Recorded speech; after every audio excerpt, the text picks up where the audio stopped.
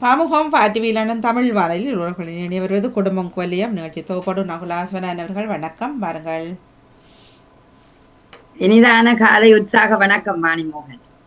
வணக்கம் வாங்க. ஆம், இனிதான காலை உற்சாக வணக்கம் அன்பு உறவுகளே. நீங்கள் பார்த்தும் கேட்டுக்கொண்டும் இருக்கும் இந்த நிகழ்வு குடும்பம் குவலியம். தொலைக்காட்சியில் ஒவ்வொரு புதன்கிழமையும் சிறப்பாக குடும்ப குவலியம் உங்கள் முன் முகிழ்த்து வருகின்றது. இன்றைய குடும்ப குவலியம் 1014 உங்களை சந்திக்கின்றோம். இன்று ஒரு சிறப்பு விருந்தினரோடாக இன்றைய நிகழ்வு நகரப்போகின்றது. நாங்கள் எடுத்திருக்கிற தலைப்பானது தோல்விகளால் பாதிக்கப்படும் இளையோர் என்ற தலைப்பு மனம் பெறப்ப இது உங்கள் முன் வருகிறது. இப்பொழுது எல்லோருக்குமே பார்க்கக்கூடிய மகிழ்ச்சியான நேரம் இந்த அதாவது வெயில் பொழுதுகள் வசந்த பொழுதுகளாகத்தான் இருக்கின்றன. இன்னும் கோடை பெறவில்லை, ஆனால் கோடை போல் வெயில் மட்டும் எங்களுக்குள் காட்சி அளிக்கிறது. இப்படி பார்க்கும்போது அந்த வெளிப்பகுதியை துளிப்பாய் பூக்கள் துணிவாய் மலர்வது போல் துணிவான எண்ணங்கள் துயரின்றி வரட்டும் அனைவருக்கும் என்று சொல்லுகின்றேன். காரணம் அதில் பார்க்க ஆசையா இருக்கிறது. அதுபோல எங்களுக்கும் ஒரு துணிவான எண்ணங்கள் வர வேண்டும் என்று கூறிக்கொண்டு இதோ உங்கள் முன் இன்றைய குடும்ப குவலியம் வருகின்றது. இன்று ஒரு சிறப்பு விருந்தினராக தாயகத்தில் இருந்து ஊடகவியலாளர் கோபிகை அவர்கள் கலந்து கொள்கின்றார். வணக்கம் கோபிகை. வணக்கம். வணக்கம் உறவுகள் அனைவருக்கும் வணக்கம். பாருங்களா, நலமாக இருக்கிறீர்களா? நலம் நலம். கொளுத்துகிற வெயில் கொஞ்சம் நல்லது. ஒரு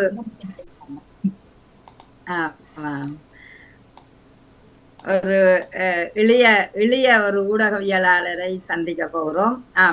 வாணி, இவர் தர்மபுரம் வவனியாவை தற்காலிக இருப்பிடமாக கொண்டவர். ஆனால் நிரந்தர இருப்பிடம் நெல்லியடி அவருடைய பிறந்த இடம். போர்க்கால சூழலால தான் தர்மபுரத்தில் அவர் வாழ்ந்திருக்க வேண்டிய தேவை வருகிறது. இப்பொழுது 2 பக்கமாகவே போய்கொண்டிருக்கிறீர்கள் என்ன?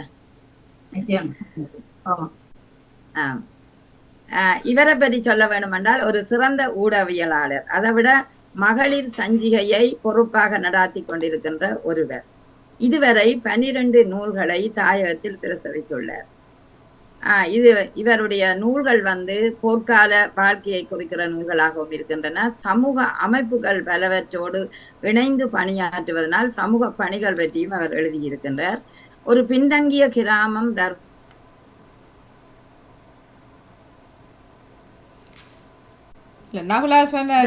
மிகவும் மக்கள் தான் கூடுதலாக அங்கு இருக்கிறார்கள்.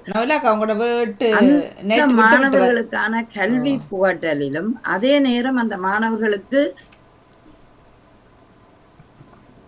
உங்களோட வீட்டை நெட்டு விட்டு வருது நவலாக்கா. வணக்கம் நவலாஸ்வரன் அவர்களே. இணையம் விட்டு வருகின்றது, பார்த்து கொள்ளுங்கோ.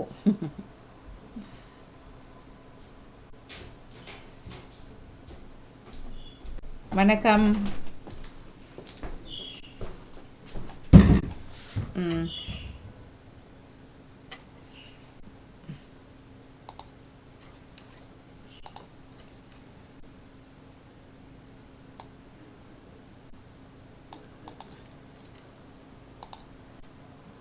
சரி, 2 பேரும் கூட விட்டுவிட்டீங்க.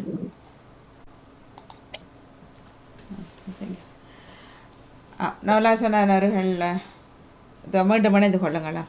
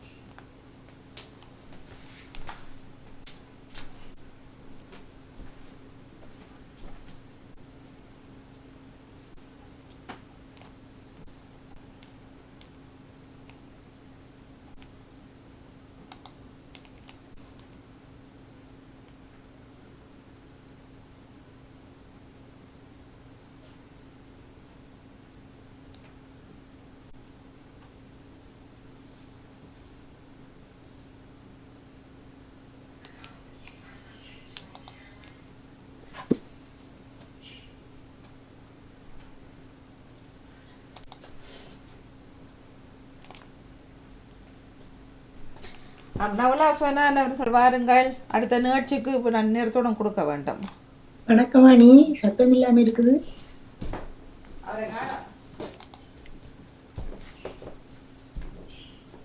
வணக்கம்.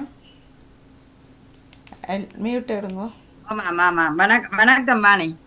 வணக்கம். என்னுடைய இன்டர்நெட் வந்து அப்படியே ஸ்டாப்பா போயிட்டது, தெரியவில்லை. கடவுளை வந்துட்டது. சரியா, இப்ப ஆரம்பித்துக் கொள்ளுங்கள். வணக்கம் வணக்கம் கோவி, மன்னித்துக் கொள்ளுங்கள். ஆமாம், எனக்கே தெரியல, அப்படியே நின்று விட்டது. வணக்கம் வணக்கம். தொழில்நுட்பங்கள் சில நேரம் அப்படித்தானே, மன்னிப்போட. வணக்கம் நேயர்களே.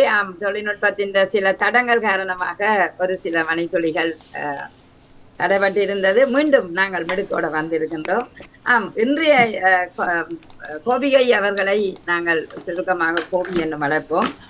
இந்த தர்மபுரம் மாவட்டத்துல வந்து பின்தங்கிய ஒரு கிராமத்துல அந்த பிள்ளைகளுக்கான இலவச கல்வி பயிற்சி செய்து கொண்டிருக்கின்றார்.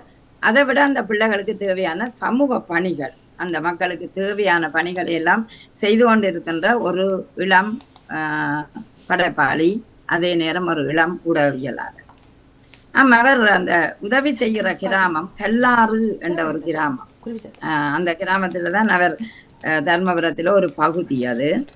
அதே நேரம் புலம்பெயர்ந்த உறவுகள் கூட அவரோட நிறைய பேர் தொடர்பாக இருக்கிறார்கள். அந்த வகையிலேயே அந்த அவருடைய பணி மிக சிறப்பான ஒரு பணியாக இருக்கின்றது. 2013 தொடக்கம் அவர் ஊடகவியலாளராக இருக்கின்றார் என்ற மகிழ்ச்சி செய்தியையும் உங்களுக்கு தந்து கொண்டு இன்றைய இந்த நிகழ்வுக்கு நாங்கள் செல்ல போகிறோம். கோபிகை அவர்கள் பல நூல்களை எழுதி பல அனுபவங்களை பெற்ற ஒருவர். ஆதலால் அவரிடம் இந்த இளையோர்களுக்கான இந்த தோல்விகளால துவண்டு விடுகிற இளையோர்கள், தற்கொலையின் விளிம்புக்கு செல்கின்ற இளையோர்கள், இப்படியாக பல பகுதியாக நாங்கள் காணக்கூடியதாக இருக்கின்றது. அவர்களை பற்றின ஒரு பகுதியைத்தான் நாங்கள் இன்றைக்கு கொண்டு வர போறோம். எல்லாரும் சொல்லுவார்கள், வெற்றியில் நிதானமும் தோல்வியில் துவளாத வேகமும் யாவருக்கும் வேண்டுமென்று. ஆனால் அப்படி நாங்கள் எங்களோட வாழ்க்கையில அப்படி செய்யறோமான்னு கேட்டால் அது இல்லை என்றுதான் பதில் வருகிறது. அதுவும் இந்த இளையோர்கள் ஏன் இந்த தோல்வியில் துவழ்கின்றார்கள், தோல்வி ஏன் வருகிறது, அதனால் ஏற்படுற தீமை என்ன போன்ற விடயங்களைத்தான் நாங்கள் இன்றைக்கு ஆராய போறோம். எனவே கோபி அவர்களே, முதல் நான் உங்களை கேட்கின்றேன், ஏன் இந்த தோல்வி வருகிறது? சரியான திட்டமிடல் இன்மையால்தான் தோல்விகள் ஏற்படுகிறது என்றால் சரியான திட்டமிடல் இன்மைதான் காரணமாக இருக்கு. அது தவிர என்னுடைய பார்வையில் தோல்வி, அவரவருடைய தோல்விக்கு அவரவர் தான் காரணமாக. எங்களுடைய தோல்விக்கு மற்றவர்களை நாங்கள் கையை சுட்டி காட்டி விட்டு தப்பிவிட முடியாது. எங்களுடைய ஒவ்வொரு தோல்விக்கும் நாங்கள் தான் காரணமாக இருக்கோம் என்று சரியாக சரியாக முயற்சி செய்து திட்டமிட்டுகிற போது வெற்றிகள் தான். திட்டமிடல்கள் வந்து சறுக்கும் போது கூட எங்களுக்கு தோல்வி வரும். ஆனால் சில நேரம் திட்டமிடல் இல்லாமலே திட்டமிட்டுமே சில நேரம் எங்களுக்கு சறுக்கல்கள் வருவதும் ஒன்றுதான். உதாரணமாக பாடசாலையிலே பிள்ளைகள் படிக்கின்றார்கள். படிக்கும் போது அவர்களுக்கு பிடித்த பாடத்தில் நிறைய புள்ளிகள் எடுத்துக்கொள்வார்கள், பிடிக்காத பாடத்தில் சில நேரம் தோல்வி வருவது உண்டு. அப்ப அப்படி வரைக்க திட்டமிட்டு படிக்கிறார்கள், ஆனா தோல்வி வருகிறது. அப்ப என்ன செய்யலாம்? உண்மையில் ஒரு நல்ல ஒரு வாக்கியம் இருக்கிறது, வெற்றி பெற்று தருகிறது, தோல்வி கற்று தருகிறது. தோல்வி என்பது இருக்க வேண்டும், தோல்வி வர வேண்டும். வாழ்க்கையில் தோற்று போகிறவனால் தான் அநேக விடயங்களை சாதிக்க வேண்டும். வெற்றி பெறுகிறவன் வெற்றியின் படிகளிலேயே சென்று விடுவான். அந்த பெருமிதம் மட்டும்தான் அவனிடம் இருக்கிறது. ஆனால் தோல்விகளும் அவமானங்களும் தான் ஒரு மனிதனை புடம்போடுகிறது. புடம்போடாத வெற்றிகள் அல்லது பக்குவப்படுத்தாத வெற்றிகள் கூட எந்த விதமான பிரயோஜனமும் மற்றவைதான். திட்டமிடுகிற போதும் ஒரு தோல்வி வருகிறது என்றால் அது ஏதோ ஒரு நல்ல விடயத்துக்கு என்றால் அந்த தோல்வியிலிருந்து ஒரு விடயத்தை கற்றுக்கொண்டு முன்னேறி விடுவது சிறப்பு. ஆமா, இப்ப நாங்கள் பார்க்கிறோம் என்னன்னா, தோல்வி வரத்தான் போகிறது. காரணம் எப்படி என்றா, நாங்க முயற்சி செய்யறோம். இப்ப ஒரு பரீட்சையில மாணவன் எழுதி கொண்டுதான் இருக்கிறான். எழுதிய மாணவன் அந்த சரியான விடை அங்கு கிடைக்காத காரணத்தால் தான் ஃபெயில் பெறுறான். ஆனால் அவன் முயற்சி செய்கின்றான். அப்படித்தான் எல்லா மனிதரும் முயற்சி என்ற ஒரு ஆணி வேறாக முயல்கின்றார்கள். ஆனால் சறுக்கல்கள் எங்கேயோ வந்து விடுவது உண்டு. அதை நாங்கள் தோல்வி என்ற ஒன்றுக்குள்ள கொண்டு வந்து ஒரு பாரதூரமான ஒன்றாக எடுக்கிறோம். ஆனால் ஏன் தோல்வி வந்த உடனே துவழ்கிறார்கள் என்ற கேள்வி எனக்குள் எழுகிறது. தோல்வி வந்த உடனே ஏன் துவழ்கிறார்கள்? மன தைரியமின்மைதான் காரணமாக இருக்கும். தோல்வியில் ஒரு மனிதன் துவண்டு போகிறாங்க, அந்த மனதிலே தைரியம் இல்லை. தன்னம்பிக்கையற்ற மனிதர்களால் தான் இவ்வாறான ஒரு மனிதர்களுக்கு தான் இவ்வாறான நிலைமை ஏற்படுகிறது.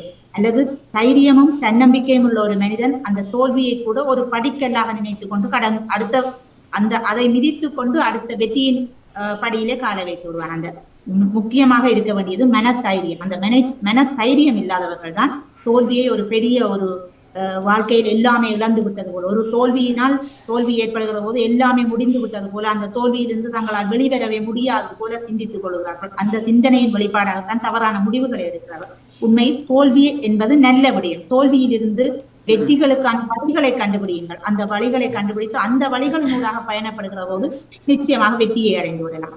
தைரியமான ஒன்று பெற்றோர்களிடம் இருக்கிறது, ஆசிரியர்களிடம் இருக்கிறது, இந்த சமூகத்திடம் இருக்கிறது. 3 இடங்களிலுமே அந்த பிள்ளைகளை, எங்களுடைய பிள்ளைகளாகட்டும் அல்ல ஒரு மனிதனை தைரியமானவனாக தன்னம்பிக்கை உள்ளவனாக வளர்த்தெடுக்கிற அல்லது உருவாக்கி விடுகிற பொறுப்பு பெற்றோர்கள், ஆசிரியர்கள், சமூகம் என 3 வருடமும் இருக்கிறது. அந்த 3மே சரியாக ஏற்படுகிற போது உண்மையில் தோல்விகள் அவர்களை பெரிய அளவில் அழுத்தாத ஒரு விடயமாக இருக்கும். நிச்சயம், மிக அருமையாக சொன்னீர்கள். அதனால்தான் பாடசாலையிலேயே அந்த 3 கூட்டு இணைப்பையும் தேடிக்கொள்கிறார்கள். ஆசிரியர் சரி, பெற்றோர் சரி, மாணவன் சரி. ஒரு மாணவன் முன்னேற்றத்துக்கு 3 கூட்டு முயற்சியும் தேவையான ஒன்றாக இருக்கின்றது. இங்கு முதலில் நீங்க சொன்னீங்கள் மனத்தைரியம். மிக முக்கியமாக இளையோர்களுக்கும் சிறுவர்களுக்கும் தேவையான ஒன்று மனத்தைரியம். இந்த மனம் பலமாக இருக்க வேண்டும். அதனால தன்னம்பிக்கையோடு எழக்கூடிய வாய்ப்புகள் வரும். எங்க நாங்கள் மனம் பலவீனப்படுகிறதோ அங்குதான் சறுக்கல்கள் வருகின்றது. பலமான மனதில் ஓகே, இது பரவாயில்லை, இந்த முறை என்னால முடியாம போச்சு, அடுத்த முறை மீண்டும் முயல்வேன் என்ற ஒரு துடிப்போட இருந்தார்கள் என்றால் நிச்சயம் அது வெற்றி பெறக்கூடிய ஒரு வாய்ப்பு வரும். ஆமா, அது நீங்க சொன்ன சரி. அதாவது அந்த மனத்தைரியம் என்பது அந்த குழந்தைகளுக்கு இல்லாத சரி, அந்த மனத்தைரியத்தை எப்படி ஊட்டலாம் நினைக்கிறீங்க? சிறு வயதிலிருந்தே அது ஊட்டப்பட வேண்டிய ஒன்று. பிள்ளைகளுக்கு வசதியான வாழ்க்கையை மட்டும் கொடுத்து விடுவார், நாங்கள் பிள்ளைகளை சரியாக வளர்த்து விட்டு நினைக்கிறோம். அது உண்மையில் தவறான விடயம். பிள்ளைகளுக்கு வறுமையை காட்டாவிட்டாலும் சொல்ல வேண்டும். வறுமை இப்ப சமூகத்தில் இப்படியான மனிதர்கள் இருக்கிறார் என்பதை பிள்ளைகளுக்கு சொல்ல வேண்டும். அந்த மனிதர்களை கூட்டி சென்று காட்ட வேண்டும். கீழ்நிலையிலே வறுமையின் பிடியிலே அல்லது வாழ்க்கையில் சாதிக்க துடிக்கிறவர்களே அப்படியான அல்லது அந்த உண்மையில் அந்த தங்கள் எவ்வளவோ வசதிகளின்மையிலும் தங்களுடைய அந்த தைரியத்தின் மூலம் அல்லது தங்களுடைய அந்த முயற்சியின் மூலம் வெற்றி பெற நினைக்கிறவர்களை எல்லாம் பிள்ளைகளுக்கு அறிமுகப்படுத்த வேண்டும். அவர்களிடமிருந்து பல வார்த்தைகளை சொல்ல வைக்கணும். இன்று பிள்ளைகள் நல்ல சொற்களை கேட்பது என்பது மிக அரிதானது. அந்த நல்ல மனிதர்களுக்கு நல்ல சொற்கள் எவ்வளவு இதயத்தில் விழுகிறதோ அந்த சொற்கள் எல்லாம் ஒரு நிறைவான ஒரு பூக்குவியலை போல அந்த உள்ளத்திலே மிதந்து கொண்டிருக்கிற போது அதுதான் தைரியம், தன்னம்பிக்கை போன்ற நல்ல எண்ணங்களை, நல்ல அந்த ஆளுமைகளை உண்டாகும். அப்படி இல்லாமல் வெறுமனே புத்தக பூச்சிகளாகவும் கல்விக்கூடங்களுக்கு மட்டுமே நாங்கள் பிள்ளைகளை கொண்டு சென்று வளர்க்கிற போது அல்லது நாங்களும் தான் வேறு மற்ற எல்லாவற்றையும் விட தேவையற்ற விடயங்களுக்கு நாங்கள் முக்கியத்துவம் கொடுத்து எங்களுடைய நாட்களை கொண்டு செல்கிற போது தன்னம்பிக்கை இல்லாத, தைரியம் இல்லாதவர்களால் மாறிக்கொண்டு இது சிறு வயதிலிருந்து உருவாக்கப்பட வேண்டும். அது மற்றது படிக்கிற நாங்கள் தேடுகிற விடயங்கள் தன்னம்பிக்கையோடும் தைரியமோடும் இருக்கிற விடயங்களை தேடி ஆராய வேண்டும். அவற்றிலிருந்து நிறைய விடயங்களை கற்றுக்கொள்ள வேண்டும். உண்மையில் இந்த விடயங்களை தருவதில் புத்தகங்கள் மிக முக்கியமான பங்கு வகிக்கின்றன. ஒரு மனிதனை ஆளுமையானவனாக தன்னம்பிக்கை உள்ளவனாக புடம்போடுவதில் புத்தகங்களுக்கு முழுமையான பங்களிப்பு. இன்றைய காலத்தில் அது அருகி போய்விட்டிருக்கிறது. ஒரு புத்தகத்தை வாசிக்கிறோம், அந்த புத்தகங்களை வாசித்து பக்குவப்படுத்தி கொண்ட மனிதர்கள் தான் அதன் மூலம் பல சாதனைகளை படைத்திருக்கிறார்கள். நாங்கள் பார்க்கிற கார்ல் மார்க்ஸா இருக்கட்டும், லெனினா இருக்கட்டும், மாசேதுங்கா இருக்கட்டும், அப்படியான பெரிய மனிதர்கள் எல்லாம், அப்ரஹாம் லிங்கனா இருக்கட்டும், அப்படியான மனிதர்கள் எல்லாம் புத்தகத்தில் இருந்துதான் கற்றுக்கொண்டிருக்கிறார்கள். அந்த புத்தகங்கள் தான் அவர்களை வழிநடத்தி இருக்கிறது. இன்றும் நாங்கள் அவர்கள் இல்லாத காலத்திலும் நாங்கள் அவர்களை பற்றி பேசிக் கொண்டிருக்கிறோம் என்றால், தன்னம்பிக்கையான ஒரு மனிதராக இருந்தார் என்று சொல்லிக் கொண்டிருக்கிறோம் என்றால் அந்த புத்தகங்கள் அவர்களை வழிநடத்தியது. இன்று அது அருகி போய்விட்டதுனால் பிள்ளைகளுடைய மனதிலே அந்த தன்னம்பிக்கை, தைரியம் என்கிற விடயங்கள் இல்லாமல் அற்று போயிருக்கிற ஒன்றாக இருக்கிறது. வீட்டிலேயும் பிள்ளைகளை இருத்தி வைத்து நாங்கள் தன்னம்பிக்கை சார்ந்த கதைகளை சிறு வயதிலேயே பிள்ளைகள் அந்த குழந்தை பருவத்திலேயே அவர்களுக்கு இவ்வாறான கதைகளை நாங்கள் சொல்ல வேண்டும். தன்னம்பிக்கை நிறைந்த கதைகளை இப்படி எல்லாம் இருக்கிறது, வாழ்க்கையில் இப்படியான மனிதர்கள் இருந்தார்கள் என்று நாங்கள் அந்த விடயங்களை சொல்லுகிற போது அது அவருடைய ஆழ்மனதில் பதிந்து போகிறது. அவ்வாறு கேட்காத பிள்ளைகள் தான் தன்னம்பிக்கை இல்லாத பிள்ளைகளாக. முதலில் நீங்கள் அழகாக சொன்னீர்கள். வார்த்தை, ஒவ்வொரு மனிதனுடைய வார்த்தையில்தான் அவனுக்கு ஒரு ஆழ் மனதில ஒரு பிடிப்பு வரும். அதாவது அன்பான வார்த்தைகளை பேசுபவரிடம் அணைக்க வேண்டும் என்ற ஒரு ஆசை வரும். எப்போது வன்முறைகளை பிரயோகிக்கிறார்களோ அல்லது வன் சொற்களை பிரயோகிக்கிறார்களோ அப்போது ஒரு வெறுப்பு அந்த குழந்தைக்கு தானாக வந்துடுது. பெரியவர்களையும் எடுத்து பாருங்கள். எங்க நீங்கள் அன்பாக அணைக்கிறீர்களோ அங்கு ஒரு பாசம் எங்களுக்கு ஒரு இளையோடி இருக்கும். பக்குவமாய் கதைக்க வேண்டும் என்ற ஒரு ஆசை உருவாகும். இதனைத்தான் வள்ளுவரும் அழகாக சொல்லுகிறார். இனிய உளவாக இன்னாது கூறல் கனி இருப்ப காய்க வந்தற்கண்டு. என்ன இனிய சொற்கள் இருக்க நாங்கள் ஏன் இந்த தீய சொற்களையும் தேவையற்ற வார்த்தைகளையும் பிரயோகிக்கிறோம் என்றது ஒரு கேள்விக்குறியாகத்தான் இருக்கிறது. நீங்கள் அழகாக சொன்னீர்கள். ஒரு மனிதனை சாதிக்க தூண்டுகின்றது ஒரு சொல்லும் சாதிக்கும், ஒரு அன்பும் சாதிக்கும், ஒரு தன்னம்பிக்கையும் சாதிக்கும், ஒரு திருப்பமும் அவனை சாதிக்க வைக்கும். அந்த வகையிலேயே அந்த குழந்தைகளை கதைகள் சொல்லி நல்ல ஒரு ஒருமைப்பாட்டோட நிறைய விடயங்களை நீங்க சொன்னீங்க. சாதித்த மனிதர், சாதிக்காத மனிதரையும் சொல்ல வேண்டும். சிலந்தி எத்தனை முறை ஏறி ஏறி இறங்கி இருக்கிறது, ஆனால் அதனால உடனடியாக விலை கட்ட முடியவில்லை. ஏன் அந்த விலை கட்ட முடியவில்லை? 7வது தரம் தான் முயற்சித்ததண்டா. தம்பி நீ படிக்கிறாய், 2 தரம் பெயில் விட்டாய், 3ஆம் தரமும் படி. அப்ப உனக்கு நிச்சயம் என்ற முயற்சிக்கு ஒரு தன்னம்பிக்கை கூடிய முயற்சிக்கும் உனக்கு பலன் கிடைக்கும் என்று அவன் 10வது தடவை பாஸ் பண்ணினாலும் ஏற்றுக்கொள்ளுங்கோ. அதை விட்டுட்டு அவனை பேசி திட்டி இதன்னைக்கு அந்த பிள்ளை தற்கொலை என்ற விளிம்புக்கு போவதனால அந்த இதுதான் எனக்கு தோல்வியா போச்சுன்னு நினைக்குது. இல்லை, அவன் பலமுறை முயன்றாலும் சில நேரம் தோல்வி கிடைச்சாலும் அந்த தோல்வியை வெற்றியாக்கக்கூடிய படிநிலைகளை பெற்றோர்கள் உருவாக்க வேண்டும் என்பது நீங்கள் நல்ல சிறப்பாக சொன்னீர்கள். சரி, இப்ப நாங்கள் பார்க்கிறோம். இப்ப அந்த தோல்வி இப்ப படிச்சு கொண்டு இருக்கிறோம். தோல்வி ஏன் வருகிறது என்ற கேள்வி. நாங்கள் சரியான திட்டமிடல் இல்லை என்ற ஒரு நிலை இருந்தாலும் மாணவர்கள் மத்தியில கூடுதலாக அந்த தோல்வி வர்றதுக்கு என்ன காரணம் நினைக்கிறீர்கள்? மாணவர்கள் மத்தியில இன்றைய காலத்தில் பெருகி இருக்கிற தேவையற்ற அந்த இலத்திரனியல் பாவனைகள், பெருகி இருக்கிற இலத்திரனியல் பாவனை தான் இன்று மாணவர்கள் மத்தியில் தோல்வியை உண்டு பண்ணுகிறது. முன்னைய காலங்களில் நாங்கள் புத்தகங்களில் தான் படித்தோம். இந்த பிள்ளைகள் கணினி திரையினூடாக கல்வி கற்க ஆரம்பித்திருக்கிறார்கள். அவர்களுக்கு இணையம் திறந்து விடப்பட்டிருக்கிறது. அவர்களுக்கு தேவையானவற்றை விட தேவையற்றவை அதிகமாக இருக்கு. அப்படி இருக்கிற போது அவர்களுடைய கவனச்சிதறலுக்கு அது காரணமாகும். உண்மையில் அவர்கள் மீதான தவறு அல்ல. திறந்து விடப்பட்டிருக்கிற இணையம் கண்களுக்கு விருந்தாக இருக்கிறது.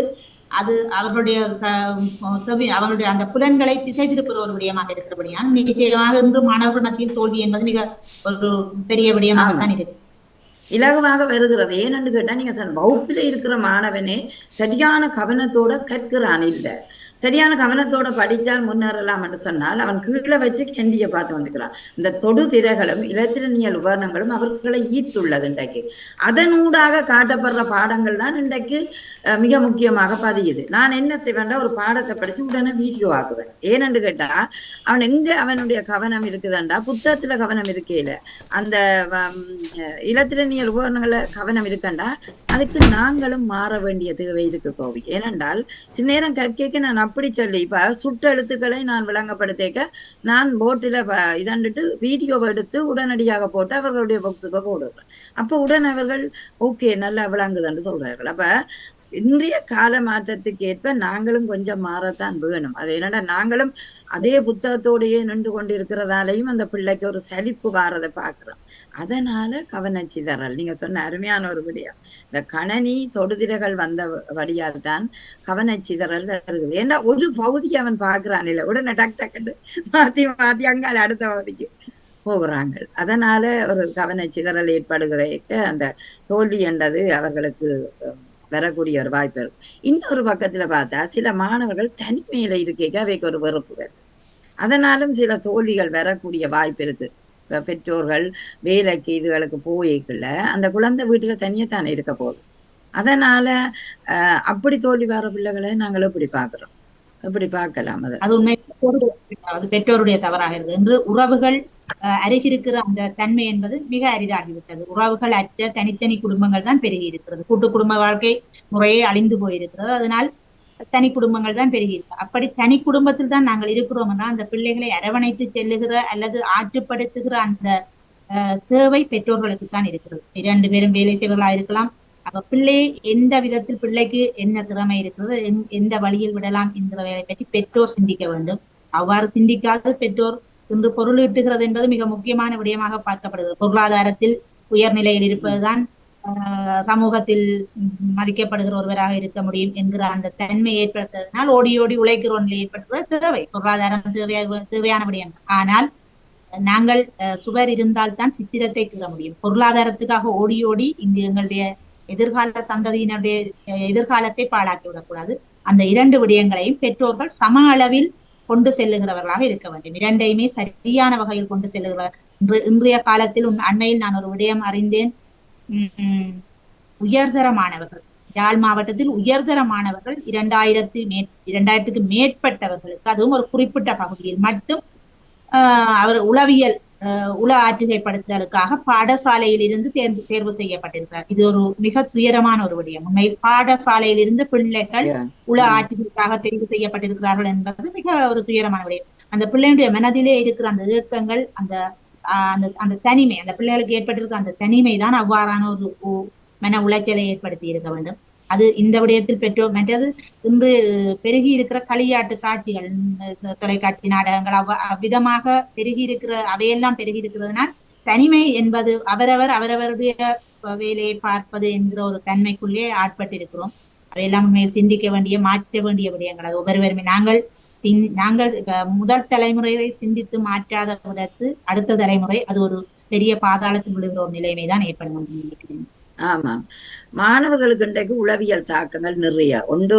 அந்த போர்க்கால சூழல்ல ஏற்பட்ட பயம், அந்த பரம்பரையான ஒரு அழகின்ற பயம் கூட அந்த பிள்ளைகளுக்கு இருக்கிறத பார்க்கின்றோம். நானும் அதை கேள்விப்பட்டேன். இப்பொழுது இந்த முறை உண்மையிலேயே மகிழ்ச்சியாக இருக்கிறது. பல மாணவர்கள் தாயக சூழல்ல நல்ல பெறுபவர்கள் எடுத்திருக்கிறார்கள். ஏஎல் பரீட்சையில 20க்கு மேற்பட்ட மருத்துவர்கள் வந்திருக்கிறார்கள். ஏதோ 10க்கு மேற்பட்ட என்ஜினியர்கள், பொறியியலாளர்கள் வந்திருக்கிறார்கள் என்ற செய்திகளை படித்திருந்தோம். ஆனா இப்படி இருக்கும்போது இந்த மாணவர்களிடையே போத வஸ்து வேற இன்னும் பல காரணங்களால ஒரு ஆற்றுப்படுத்த வேண்டிய தேவை வருகுது இன்றைக்கு. அப்ப உளவியல் ரீதியாக அந்த மாணவன் பாதிக்கப்பட்டால் கல்வியை கற்க முடியாது. இதனால பெற்றோர்கள் உண்மையிலேயே கவனம் செலுத்துதல் வேண்டும் என்பது உண்மைதான். நீங்க சொன்னபடியா இந்த பொருளாதாரத்தை நோக்கிய தேடல் இங்கேயும் இருக்கின்றது. சில நேரம் பெற்றோர்கள் ஒண்ணுமே செய்ய முடியாது. கட்டாயமாக இருவரும் உழைக்க வேணும். காலையில போனால் மாலை தான் வருவார்கள். இடையில் பிள்ளைகள் வந்து விடுவார்கள். அப்ப அவர்களையும் கவனிக்க வேண்டிய தேவை இருக்கிறது. பேர பெற்றோர் இல்லாட்டியும் கஷ்டமான சூழல் இருக்கிறது. அதற்கு மத்தியிலும் இந்த குழந்தைகளை நல்லாக வளர்க்க வேணும் என்ற நிலை இருக்கின்றது. அதுக்குள்ள சறுக்கி போற பிள்ளைகள் தான் இந்த உளவியல் ரீதியாக பாதிக்கப்பட்டு பின்னர் பின்னடைவை சந்திக்க வேண்டிய நிலை வருகிறது.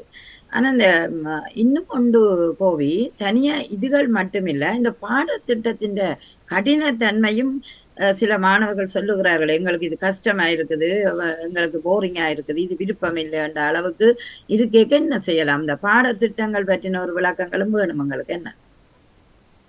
நிச்சயமாக அது பாடத்திட்டங்கள் மாற்றம் கொண்டு வரப்பட வேண்டும். காரணம் என்னவென்றால் பிள்ளைகளுக்கு அவர்களுக்கு அவருடைய வயதுக்கு மீறிய என்று சொல்வதை விட அவர்களுக்கு தேவையற்ற விடயங்கள் தான் கற்பிக்கப்படுது.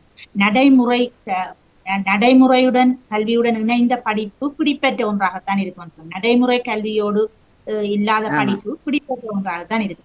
அப்படி இருக்கிற போது தேவையானது எதுவோ, இந்த பிள்ளைகளுக்கு எது தேவையாக இருக்கிறதோ அந்த வகையில் கற்பிக்கிற போது, மற்றது பிராக்டிக்கல் கல்வி என்று சொல்ற அந்த பிள்ளைகளுக்கு செயல்முறை கல்வி என்பது மிக அதிகமாக ஊட்டப்பட வேண்டும். எங்களுடைய நாட்டில் கல்வி சீர்திருத்தங்கள் மிக அதிகமாக மேற்கொள்ளப்பட வேண்டும் என்பது பல கல்வியாளர்களும் முன்வைக்கிற கருத்து தான். ஆனால் இன்னும் அவை மாற்றம் செய்யப்படவில்லை. பிள்ளைகளுக்கு செயல்முறை மூலம் கற்பிக்கிற போது அது மூளையில் அதிகமாக பதிந்து விடுகிறது. ஆனால் வெறும் புத்தக ஏட்டிலே சொற்களாக அவர்கள் அதை படிக்கிற போது மிகவும் கடினமான சொற்களும் கடினமான விளக்கங்களுமாக இருக்கிற போது அது பிள்ளைகளுக்கு பதிந்து கொள்ளாத ஒன்றாகத்தான் இருக்கு.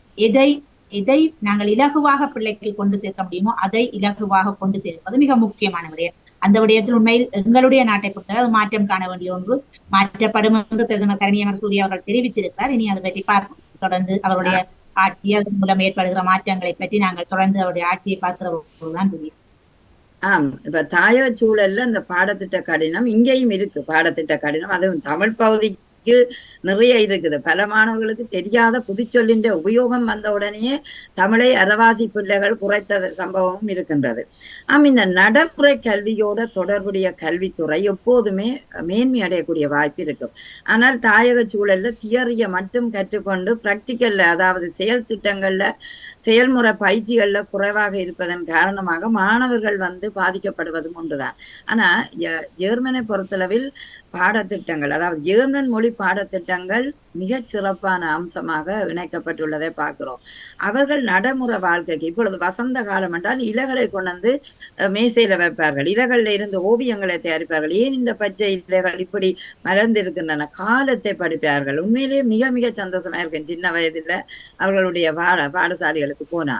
ஆனா நான் தாயக பாடசாலைக்கு ஒரு புத்தகத்தை எடுத்து மரநிழல்ல கற்பித்த ஞாபகம் இப்பொழுது இருக்க எனக்கு சந்தோஷமாக இருந்தது. அந்த கல்வி சூழல் நல்ல காற்றோட்டம், குழு குழு கண்ட ஒரு காற்று நிலை இருந்தது, அளவான வெயிலாகவும் இருந்தது.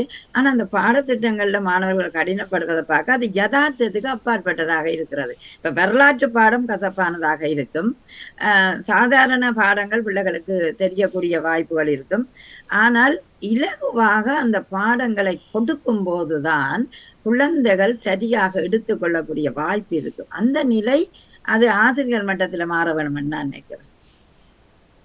நிச்சயமா ஆசிரியர் சம்பந்தமான தங்களுடைய கருத்துக்களை கோப்புகளாக, தங்களுடைய கருத்துக்களை ஒன்றிணைந்த கருத்தாக மேலிடங்களுக்கு அறிவிக்க வேண்டும், கல்வித்துறை சார்ந்தோருக்கு அறிவிக்க வேண்டும். அப்படி அறிவிக்கிற போது மேல் மாற்றங்கள் விரைவாக ஏற்படும்.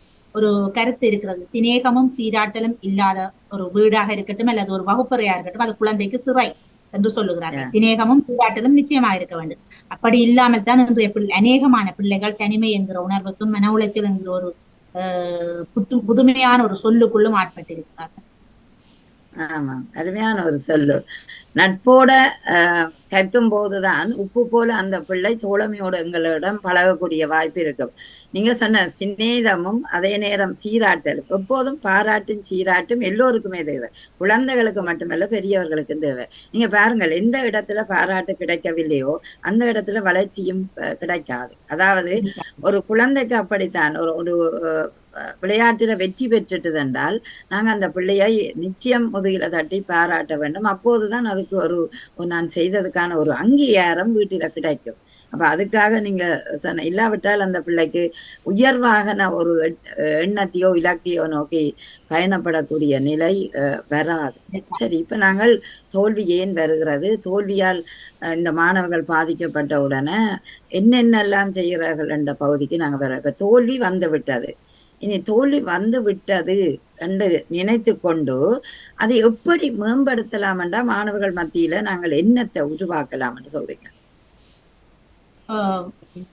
தோல்வியை வந்துவிட்டால் தோல்வியை கடக்குற அந்த மனப்பக்குவத்தை நாங்கள் பிள்ளைகளுக்கு உருவாக்கி கொடுக்கணும். தோல்வியை வந்து விட்டது, ஆனால் அந்த தோல்விக்குள்ளேயே வந்து விடாமல் எந்த இடத்தில் நீ விழுந்தாயோ அந்த இடத்தில் நீ எழுந்து நிற்க வேண்டும் என்ற அந்த ஓர்மமான அந்த மன தைரியத்தை அல்லது அந்த பக்குவத்தை பிள்ளைகளுக்கு கொடுக்கணும். அது ஒரு பக்குவமான நிலைதான். உண்மையில் அது சட்டென்று வந்துவிடவும் மாட்டாது. அதற்கு எந்த அளவுக்கு நாங்கள் இறங்கி பிள்ளைகளோடு அவர்களுடைய மனதோடு ஒத்துசைவான வார்த்தைகள் மூலமும் அவர்களுடைய அந்த பழகுதல் அதன் மூலமும் நாங்கள் அதை அவர்களுக்கு கடத்த முடியும். தோல்வியிலிருந்து மீண்டு வருகிற அந்த பக்குவத்தை நாங்கள் பெரியவர்கள் தான் பிள்ளைகளுக்கு கொடுக்க வேண்டும். தோல்வி அடைந்து விட்டாய் என்பதற்கு உண்மையில் அது பெரியவர்களிடம் இருக்கிற ஒரு குறைதான். யாராக இருக்கட்டும், என்னையும் சேர்த்து தான் நான் சொல்கிறேன், அந்த பிள்ளை தோல்வி அடைந்து விட்டதால் அது எங்களை பெரிய அளவில் பாதித்து, அவர்கள் மீது எங்களுக்கு இருக்கிற எதிர்பார்ப்பு அது ஒரு பாதிப்பான விடயமா, அந்த பாதிப்பை நாங்கள் அவர்கள் மீதுதான் அதை காட்ட முற்படுவோம். அந்த இடத்துல நாங்களும் இடிஞ்சு விடுவோம், அந்த இடத்துல நாங்களும் இடிஞ்சு விழுந்துடுவோம், உண்மையில் இடிந்து போய் விடுகிறோம். அந்த அந்த அந்த எங்களுடைய அந்த தோல்வியை அந்த எங்களுடைய தோற்று போன அந்த எதிர்பார்ப்பு தோற்று போனது போய்விட்டோமே, எங்களுடைய எதிர்பார்ப்பு பொய்யாகிவிட்டது என்கிற போது நாங்கள் அதை பிள்ளைகள் மிக தவறான ஒரு விடயம் தான். நாங்கள் அதை பெரியவர்கள் புரிந்து கொண்டு நடக்க வேண்டும். உண்மையில் அது ஒரு அந்த பக்குவமான நிலைக்கு பெரியவர்கள் வர வேண்டும் என்றால் நாங்கள் சிறு வயதிலிருந்தே ஒவ்வொரு கட்டங்களிலும் நாங்கள் எங்களை பக்குவப்படுத்தி கொண்டு கடக்க வேண்டும். நாங்கள் வாழ்கிற வாழ்க்கையை பார்த்தான் பிள்ளைகள், நாங்கள் உண்மையில் சொல்கிறதை அவர்கள் கேட்பதிலே நாங்கள் வாழ்கிறதை பார்த்து அவர்கள் வளர்க்கிறார்கள். அப்ப எங்களுடைய வாழ்க்கை முறையை சரியான வகையில் கொண்டு போகிற போது அவர்களும் அதே மாதிரியான பக்குவம், தன்னம்பிக்கை, தைரியம், ஆளுமை போன்ற எல்லா ஆளுமைகளோடும் சிறந்து விளங்குவார்கள் என்று நான் நினைக்கிறேன். நிச்சயம். அதாவது நாங்கள் உதாரணங்களை குழந்தைகளுக்கு முன்னால் காட்ட வேண்டும். ஏனென்றால் இன்று பிள்ளை விஞ்ஞான ரீதியாகத்தான் எந்த விளக்கத்தையும் எதிர்பார்ப்பார். பாருங்கள், தோல்விக்கு உதாரணமாக ஒரு குழந்தையானது நடக்கும் போது விழுந்து விழுந்து எழுகிறது. அங்கு விழுகையும் இருக்கு, எழுகையும் இருக்கு. விழுகை ஒரு தோல்வியை கொண்டு வந்தாலும் மீண்டும் அது கையை பிடித்து எழுகியாக வரையக்குள்ள அந்த பிள்ளை உயர்வான ஒரு நிலையை அடையுது அந்த நேரம். அதாவது அது கற்றுக்கொள்ளுது. அப்படித்தான் வாழ்க்கையிலும் நாங்கள் எல்லா நேரமும் எங்களுக்கு எழுகை வருமண்டு இல்லை. அந்த விழுகை இருக்கும் போதுதான் எழுகை வருமன்றதை நாங்கள் சின்ன பிள்ளைகளிலேயே கற்றறிகிறோம். அதை குழந்தைகளுக்கு மாணவர்களுக்கு நாங்க சொல்லி கொடுத்தோம்டா அந்த பிள்ளைக்கு அந்த தன்னம்பிக்கை இப்படி வரும். அப்ப பரவாயில்லை, நான் இன்றைக்கு கொஞ்சம் குறைவா வந்துட்டேன், இனி அடுத்த முறை நான் நல்லா செய்கிறேன் டீச்சர் என்று உடனடியாகவே அந்த பிள்ளைக்கு அந்த தெறிப்பு வரக்கூடிய வாய்ப்பு இருக்கும். அதை நாங்கள் நீங்க சொன்ன மாதிரி எடுத்த உடனே 14 வயதுல தான் அந்த எளியவனுக்கு சொல்றதில்லை. சின்ன வயதில் இருந்தே அவற்றை கற்றுக் கொடுத்து கொண்டு வந்தமண்டா காலம் உண்மையா குழந்தைகளை ஒரு பெரிய சாம்ராஜ்யத்தின் மத்தியில் வச்சிருக்கக்கூடிய ஒரு வாய்ப்பு உருவாகும். அதாவது அந்த பிள்ளைகளோட அந்த பெற்றோர் போற அந்த பக்குவம் அது கீழே இறங்க வேணும். அவர்கள் ஒரு பிள்ளை தோல்வி அடைஞ்சிட்டது என்றால் உடனடியா என்ன சொல்லுவான், பக்கத்து வீட்டு பர்வதமக்கான்ற பிள்ளை 100 எடுக்கிறார், நீ 90 எடுக்கிறான் உடனடிப்போம். இது எங்கட சமுதாயத்துல நடக்கிறோம். ஏண்டா ஒப்பிட்டு பார்க்கிற நிலை எங்களுக்கு வந்துவிடும். ஆனால் அந்த மாணவன் குறைவாக எடுத்தாலும் நீ குறைந்து விட்டாய் தானே, அடுத்த முறை நீ நிறைவாக பெற வேண்டிய வாய்ப்புக்கு நாங்கள் உந்து விசையை கொடுக்க வேண்டிய தேவை, ஒரு உந்து சக்தியை கொடுக்க வேண்டிய தேவை எங்களிடம்தான் இருக்கிறது. அப்ப என்ன செய்ய வேணும், எப்படி முருகன் சிவனுக்கு உபதேசம் செய்த போல நாங்களும் கீழிருந்து அந்த பிள்ளைகளுக்கு கொடுக்கணும். அதான் நீங்க சொன்ன அந்த பக்குவம் என்ற சொல்லு நாங்கள் பணிய வேணும் அந்த குழந்தைகளுக்கு. 5 வயது குழந்தையோட நான் அகங்காரமா நின்றால் அந்த பிள்ளை வளையாது. ஆகவே எங்க வளைவும் சுழிவும் விட்டு கொடுப்பும் இருந்தால்தான் அந்த வாழ்க்கையில கொண்டு செல்லக்கூடிய ஒரு வாய்ப்பு வரும். ஆனால் இப்ப உண்மையா சொல்றோம், யதார்த்தமா பார்த்தா ஒரு ஃபுட்பால் கிளப்புக்கு போற மாணவனை எடுத்தால் இன்றைக்கு அவன் வெற்றி பெறையில் என்று சொல்லுவான். ஆனா அவன் சிம்பிளா தான் சொல்லுவான். அப்ப பெற்றோருடனே உனக்கு இவ்வளவு நாளும் பயிற்சிக்கு விட்டேன், நீ நல்லா பயிற்சி செய்யலையா, அப்ப நீ இப்படி விட்டுட்டு வார என்று உடனே சொல்லிக்க அவன் மனம் கொஞ்சம் இதான கவலைப்படும். ஆனால் அவர்கள் வெற்றியின் தோல்வியும் சமனாக மதித்து கொண்டு வாரார்கள். இன்றைக்கு ஒரு கிளப் பண்ணிட்டு தானே கொஞ்சம் கவலையா இருந்தாலும் பெருந்தவையை சமாதானப்படுத்துவினோம். அது எப்படி நாங்கள் ஒரு ஃபுட்பால் மேட்சை பார்க்கும்போது குழந்தைகளின் திரிப்பை அவதானிச்சு அதை நாங்கள் மேம்படுத்தக்கூடிய ஒரு வாய்ப்பு எங்களிடம் வருகிறது. அதனால நாங்கள் சின்ன நிலை வளர்க்குறோம் என்று சாப்பாட்டையும் உடைகளையும் கொடுத்து விட்டால் மட்டும் போதாது. நாங்கள் என்ன செய்ய வேணும், நல்ல பழக்க வழக்கங்களையும் பக்குவமாய் கொடுக்க வேணும். அதை நாங்க செய்ய தவறுறோம் போவி. இங்கேயும் அப்படித்தான். ஏனென்றால் யந்திரமயமான வாழ்க்கை, காலமா போய் பின்னேறம் அம்மா வருவா, விறுவிரண்டு சாப்பாடு சூடாக்கி வைக்கிறது, விறுவிரண்டு குழந்தைகள் எங்க போறது அங்க போறது, அந்த டான்ஸு கொண்டு வர இங்க அவ்வளவு கந்தான். ஆனா குழந்தை அவ்வளவு அவசரப்படுத்துறமே, அந்த உளவியல் ரீதியான காரணத்தை ஏன் அறியாம இருக்கிறோம்ன்ற இன்னொரு பக்கம் இருக்குதல்ல. ஆமா, அந்த பக்கத்தை அறிய முற்படுகிறேன் எல்லாரும்.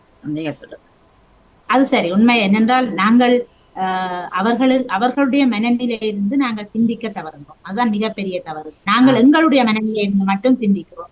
எங்களுடைய தோல்விகளை நாங்கள் ஒரு விடயத்தில் தோற்று போனோம் என்பதற்காக அந்த விடயத்தை அவர்கள் மீது திணிக்க முற்படுகிறோம். அந்த பிள்ளைகளிடமிருந்து அந்த வெற்றியை நாங்கள் சுகித்து விடலாம் என்கிற எங்களுடைய அந்த ஆசை. இன்றைய காலத்தில் மேல் வெற்றியை நோக்கித்தான் மனங்கள் எல்லாம் இருக்குது. ஒன்று பொருளாதாரத்தில் வெற்றி, வாழ்க்கையில் வெற்றி, அப்படி எல்லாவற்றிலுமே வெற்றியை நோக்கி ஒரு மனப்போக்கு இருக்கிறது. அதனால் நாங்கள் அவர்களுடைய மனநிலையிலிருந்து சிந்திக்கிற போது அந்த தன்மை எங்களுக்கு புரிந்து. மற்றது நாங்கள் சொல்லிக் கொடுக்கிற போது அவர்களுக்கு ஏற்ற விதத்தில் அன்பை யாருக்கு எப்படி கொடுக்க வேண்டுமோ அப்படித்தான் கொடுக்க வேண்டும். அது உளவியல் கூடப்படுகிற ஒரு விடயம். எங்களுக்கு பிடித்த வகையில் அன்பை கொடுத்து விட முடியாது. யாருக்கு எப்படி கொடுத்தால் பிடிக்கிறதோ அந்த வகையில் கொடுக்கும். அதே மாதிரி யாருக்கு எப்படி அறிவுரை சொல்வது ஏற்கப்படுமோ அந்த வகையில் தான் அறிவுரை சொல்ல வேண்டும். குழந்தைகளுக்கு சொல்லுகிற போது குழந்தை மனநிலையிலிருந்து சொல்ல வேண்டும். அதை உண்மையில் பெற்றோர்கள் பலரும் அந்த விடயத்தில் இன்று நாங்கள் பல செய்திகளை பார்க்கிறோம். தாய் கையில் சூடு வைத்து தாய் கைது, மாற்றான் தாய் கைது, சித்தப்பா துறையில் இப்படியெல்லாம் அநேக செய்திகள் மேல் இணையத்தை திறந்தாலோ அல்லது பத்திரிகைகளை திறந்தால் இவ்வாறான செய்திகள் ஒன்றாவது இருக்காமல் விடுவது. ஏனென்றால் அந்த மனநிலைகளில் ஏற்பட்டிருக்கிற மாற்றம், அதாவது இன்று தேவையற்ற விடயங்களுக்கு நாங்கள் அதிக நேரத்தை கொடுக்கிறதும் அல்ல அந்த விடயங்களின்பால் அதிகமாக ஈர்க்கப்படுகிறதும் கூட அந்த தேவையான ஒரு அடுத்த தலைமுறை குழந்தை என்பது ஒரு பலம். இந்த எங்களுடைய நாட்டை, எங்களுடைய வம்சத்தை, எங்களுடைய இனத்தை கட்டி காக்க போகிற அல்லது தூக்கி நிறுத்த போகிற ஒரு பெரிய தூண். அந்த தூணை சரியான வகையில் வழிநடத்தி நிறுத்திவிட வேண்டும் என்கிற அந்த எண்ணத்தை தாண்டி வேறு எதுவும் பெரியதில்லை. அந்த விடயத்தில் பெற்றோர்களாக இருக்கட்டும், ஆசிரியர்களாக இருக்கட்டும், மிக கவனமாக செயற்பட வேண்டும். அந்த கவனம் சிதறுகிற போது இன்று பாடசாலைகளில் ஆசிரியர்களுக்கு இருக்கிற நெருக்கடி, பரீட்சை பெறுகளை எதிர்பார்க்கிற அந்த தன்மை, அவர்கள் காட்ட வேண்டிய அந்த கணிப்பீட்டின் கணக்குகள், இவை எல்லாம் சேர்ந்து ஒரு நெருக்கடியான மனநிலையை கொடுத்திருக்கிறது. வீட்டிலே, அதாவது பொருளாதாரத்தில் ஏற்பட்டிருக்கிற இந்த பெரிய வீழ்ச்சி என்பது வீட்டிலே பெற்றோர்களுக்கு அந்த பொருளாதாரத்தை நாளைய செலவுக்கு என்ன செய்வது, பிள்ளைகளுக்கு எப்படி உணவளிப்பது என்ற அந்த ஏக்கமான சூழலில் பிள்ளைகளின் மனதை பற்றி சிந்திக்க மறந்து விடுகிறோம். அவ்வாறான விடயங்கள் சரியாக வருகிற போது நான் நினைக்கிறேன் இன்று எங்களுடைய நாட்டில் போதை பாவனை என்பதெல்லாம் மிக வலிந்து கொண்டு வரப்பட்ட ஒரு விடயம். வலிந்திருக்கிறதுக்கு காரணம் வலிந்து அந்த போதை பொருள் என்பது திணிக்கப்பட்டது. அப்படி திணிக்கப்பட்டு விட்டது. அதை இன்று இல்லாமலாக்குவது பெரிய கஷ்டமான விடயம் கூட. அரசாங்கம் நினைத்தால் அதை ஒரு வாரத்துக்கு கூட இல்லாம செய்து விட முடியும். ஆனால் அது ஏன் அப்படி ஒரு இழுபறியான நிலையில் இருக்கிறது என்பது தெரியவில்லை. இது நாங்கள் எங்களுடைய பிள்ளைகளை கவனமாக வைத்திருக்கிறோம். இன்று பக்கத்து வீட்டு பிள்ளைதான் போதைக்கு அடிமையாக இருக்கிறது என்று நினைத்துக் கொண்டு நாங்கள் மௌனமாக இருந்து விட முடியாது. இன்று பக்கத்து வீட்டில் நடக்கிறது, நாளை எங்கள் வீட்டு கதவையும் தட்டிவிடும். அந்த வகையில் சேர்ந்து ஒரே இனமாக நாங்கள் அல்லது ஒரே மக்களாக, ஒரே நாட்டு மக்களாக இந்த விடயத்தில் குரல் கொடுக்க வேண்டும். போதைப் பொருள் என்பது பாரிய ஒரு சிக்கலான விடயமாக இன்று உருவெடுத்திருக்கிறது. எங்களுடைய இளையோடைய சிந்தனை திறன் வழங்கி இருக்கிறது. அது தவிர அவர்களுடைய அந்த கல்வி சூழல் மாற்றமடைந்திருக்கிறதுனால அவர்கள் கிரகிக்கிற தன்மையே இல்லாமல் போயிருக்கிறது. கண்வழி காட்சிகளுக்கு மிக அடிமைப்பட்டிருக்கிறதுனால் வாசிப்பு இல்லை, கிரகித்தல் இல்லை, சிந்திக்கிற திறன் இல்லை, ஞாபக சக்தி குறைந்திருக்கிறது. இவையெல்லாம் கூட கல்வி வீழ்ச்சிக்கு காரணமாயிருந்தது. உண்மையில் வடமாகாணத்தில் இந்த கல்வி துறையின் வீழ்ச்சி பெரிய விடயமாக கூறப்பட்டது. சென்ற பெறுபவர்களை விட இந்த முறை பெறுபவர்கள் சற்று உயர்வாக இருக்கிறது. ஏனென்றால் சமூக ஆர்வலர்கள் பலரும் ஒன்றாக குரல் கொடுத்திருந்தனர். எங்களுடைய கல்வி சமூகம் இவ்வாறாக பின்தங்கி போனால் மிக பாரதூரமான விளைவுகள் ஏற்படும், கல்வித்துறையில் நாங்கள் மாற்றங்களை ஏற்படுத்த வேண்டும் என்று பலரும் கூட்டாக கொடுத்த குரல் இந்த முறை ஓரளவு மாற்றத்தை கொண்டு வந்திருக்கிறது. இன்னும் இனமாக நாங்கள் ஒன்றுபட்டு பல குரல்களை எழுப்புகிற போது மாற்றங்கள் இன்னும் அதிகரிக்கும் என்று நினைக்கிறேன். நிச்சயம் அந்த அன்பை கொடு அயலவரையும் நேசிக்க வேண்டிய தேவை வருகிறது. இன்னைக்கு ஒரு பிள்ளை பாதிக்கப்பட்டதுன்னா அந்த பாதிக்கப்பட்ட பிள்ளையை அப்படியே விட்டுடுவோம். அது பாதிக்கப்பட்டுட்டோம், அது பக்கத்து வீட்டு பிள்ளை தானே, அப்படி நாங்கள் விடக்கூடாது. அதாவது நிச்சயம் அயலவரையும் நேசி என்று ஏன் சொல்லுகிறார் வேண்டாம், பக்கத்து வீட்டு பிள்ளையும் எங்கட ஒரு உறவண்டு நினைக்கும் போதுதான் அந்த வாழ்க்கை எப்படி ஒரு சமுதாயமான வாழ்க்கைக்கு வருகிறோம் என்றதை நினைக்க வைக்கும். அதெல்லாம் பிள்ளைகளுக்கு நாங்கள் கற்றுக் கொடுக்கணும். ஆனா இன்றைக்கு பெற்றோரை விட பிள்ளைகள் கற்றுக்கொள்றது அதிகமாக இருக்கிறார்கள். என்ற விவேகம் அவர்களிடம் நிறைய இருக்கிறது தான். அதே நேரம் இந்த தேவையற்ற விடயங்களில அந்த நெருக்கடி அது ஒன்று நட்புகளால வரும், இல்லது சமுதாய மத்தியில வரும். இந்த அனுபவத்தை நானும் பார்த்தேன். என்னடா யாழ்ப்பாணத்துல நான் எங்க இருந்து பஸ் ஸ்டாண்டில இருந்து ஸ்டாண்டி ரோட்டுக்கு ஒரு நடபாதை இருக்குது, உங்களுக்கு தெரியும். அந்த நடபாதை கூடாக அது கொஞ்சம் பயமான பாதை தான், நான் ஷோர்ட்டான பாதை தானே என்று வந்தேன். அப்ப வரும்போது அங்கால இராணுவ வீரர்கள் நிற்கிறார்கள், இங்கால ஒரு பையன் அந்த போதை பொருளை கொடுக்குறான். அப்ப நான் வெயில் குடியோட வருகிறேன், எனக்கு நீட்டுகிறான். நானும் மற்ற பக்கம் பார்த்து தெரியாத மாதிரி பாக்குறேன். அதை விட முன்னுக்கு 2 கேர்ள்ஸ் போயினோம், அவைக்கு நீட்டுறாரு. அப்ப நான் முன்னுக்கே கண்டுட்டேன் இப்படி நடக்குதுன்றதே மறைஞ்சபடியா. அப்ப வலிந்து தாக்கிக்க சில பிள்ளைகள் கவர்ச்சியால இழுக்கப்படுவது உண்டுதான். அது சாப்பிட்டு பாருங்கோ, அது நல்லா இருக்கும், உங்களுக்கு நல்ல புஷ் நல்ல எனர்ஜியை தருமென்று சொன்ன உடனே குழந்தைகள் ஏமாந்து போற சம்பவங்கள் நடக்கிறது. அதனால அயலவர்களை நாங்கள் ஏன் நேசிக்கணும்னா, சின்ன அயல் வீட்டு பிள்ளையே சொல்லும், இந்த இடத்துல இப்படி பாதிப்பு இருக்குது, நீங்க இந்த பாதையால போகாதீங்கோ, இன்னொரு பாதையால போங்கோண்டு ஒரு குழந்தைகளுக்கு சொல்லக்கூடிய ஒரு வாய்ப்பு வரும். என்ன அது அதனால நீங்க சொன்ன ஒரு நிலை மற்றவர்களுடைய நிலையம் பார்த்தா தான் இந்த பிள்ளையும் வளரக்கூடிய நல்ல வாழ்க்கையும் வரும். அதை விட உதவி செய்யக்கூடிய ஒரு மனப்பக்குவத்தை நாங்கள் ஏற்படுத்தலாம். அதனால நீங்க சொன்ன அந்த ஃபர்ஸ்ட் கொஞ்சம் ஒரு பின்னடைவை தந்த ஒன்றாகத்தான் அந்த கல்வியில பார்த்தோம். ஆனால் எதிர்பாராத ஒரு விழிப்புணர்வு வந்தபடியால் இந்த வருடங்கள் சிறந்த பெறுபேறுகளை பார்க்கக்கூடியதாக இருக்கின்றது. இந்த படிப்பிலும் இதுதான் பின்னடைவு. இந்த காட்சிகள், கோலங்கள், அவர்களை கவர்ந்து கொள்ளுற ஊடகங்கள், அந்த பகுதிகளில் தான் இந்த பிள்ளைகளுக்கு நாட்டம் அதிகமாக இருக்கிறத பார்க்கிறோம். இதனால முந்தின அறிஞர்கள் எழுதின நூல்களையோ அல்லது நல்ல அறிவுரைகள் தந்த ஔவையார், வள்ளுவர் போன்றவற்றை குறள்களையோ படிக்கிறதே குறைஞ்சு போச்சு. ஏனென்றால் நல்ல வார்த்தைகளையும் நல்ல எண்ணங்களையும் அவர்கள் காதால கேட்கணும், இல்லது தானாக புத்தகம் எடுத்து படிக்கணும். அது ரெண்டும் இல்லாவிட்டால் குழந்தைகளுக்கு சீரழியக்கூடிய ஒரு வாய்ப்பும் பின்னடையக்கூடிய ஒரு வாய்ப்பும் வருது. ஏனென்றால் அடுத்தது இன்னொன்று நான் பார்க்கிறேன் கோவி, என்னென்றால் பெற்றோரின் அதீத எதிர்பார்ப்பு தான் இந்த மாணவர்களின் தோல்விக்கு காரணமாக அமைகிறதுன்றது இன்னொரு என்ற கருத்தாக இருக்கிறது. அது எப்படி பாக்குறீங்க?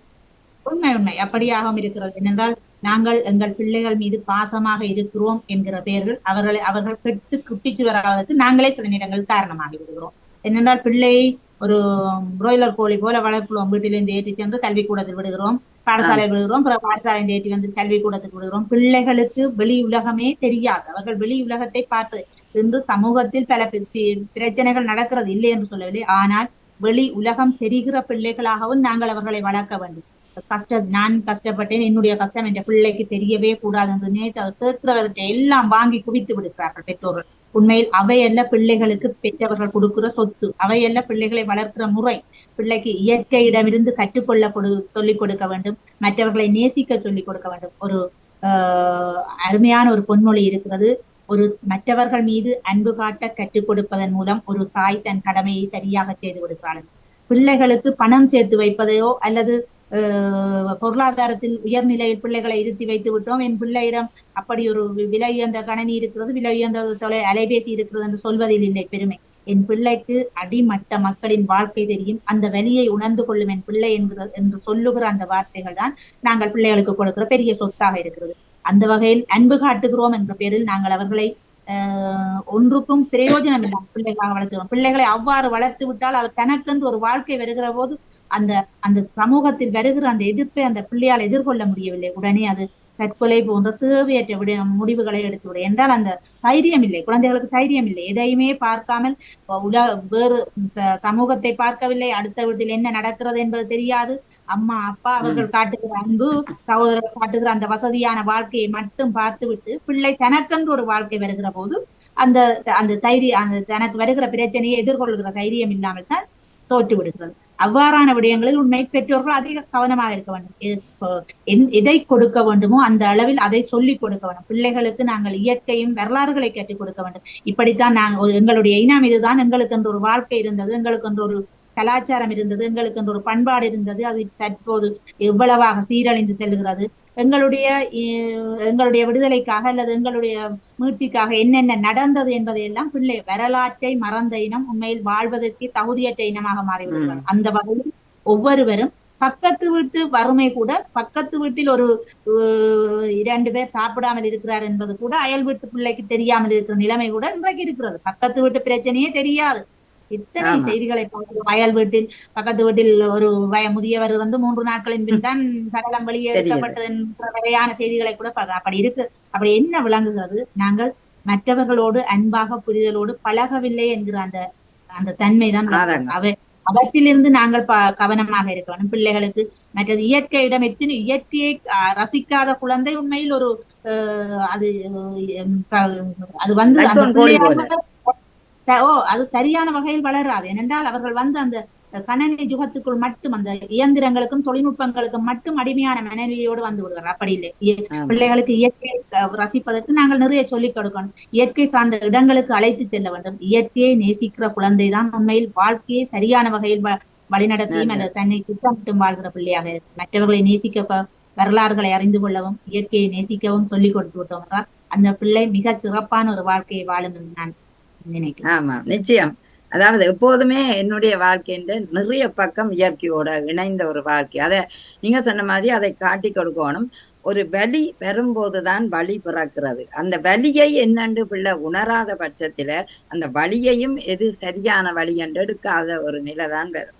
அதனால் கஷ்டங்களை ஏன் இந்த பெற்றோர்கள் கஷ்டங்களை காட்டி கொடுக்க பின்னிக்கிறார்கள்? ஏன் அதுக்கு என்ன பரவாயில்லை, நாங்கள் விவசாயம் செய்துதான் உழைத்தோம், இல்லை கஷ்டப்பட்டு தான் நான் இந்த காசை எடுத்து உங்களை படிக்க வச்சோம். ஏன் இந்த பெற்றோர்கள் ஒரு அதை பூதாகாரமாக்காமல் மறைச்சி வச்சுட்டு கஷ்டப்பட்டு அல்லது கடன்பட்டு கொண்டு வந்து பிள்ளைகளை அதை காட்டாமல் வளர்க்கிற காரணத்தால கடினம் என்ற பக்கம் குழந்தைக்கு தெரியாத அத்தியாயமா போகிறது.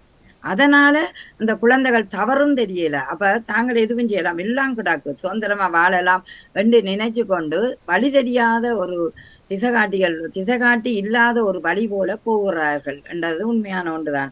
நீங்கள் அழகாக சொன்னீர்கள். அதாவது கஷ்டத்தை, அதாவது வழி, இந்த வலியை உணர்ந்தாதான் எங்களுக்கு வழி பிறக்கும். அப்ப ஏன் எனக்கு இந்த வலி வந்தது, ஏன் இந்த கஷ்டம் வந்தது என்றதான் அவன் சாதிக்க துணிவான் என்றது ஒரு அருமையான ஒரு கருத்து. உண்மையிலே அதை செய்யாம நாங்கள் ஏதோ மேலோட்டமாக எங்களோட பெரிய அதுக்கு என்ன, ஏன் அப்படி பெற்றோர்கள் காட்டுவதில்லை? அதுல என்ன காரணம் நினைக்கிறீங்க?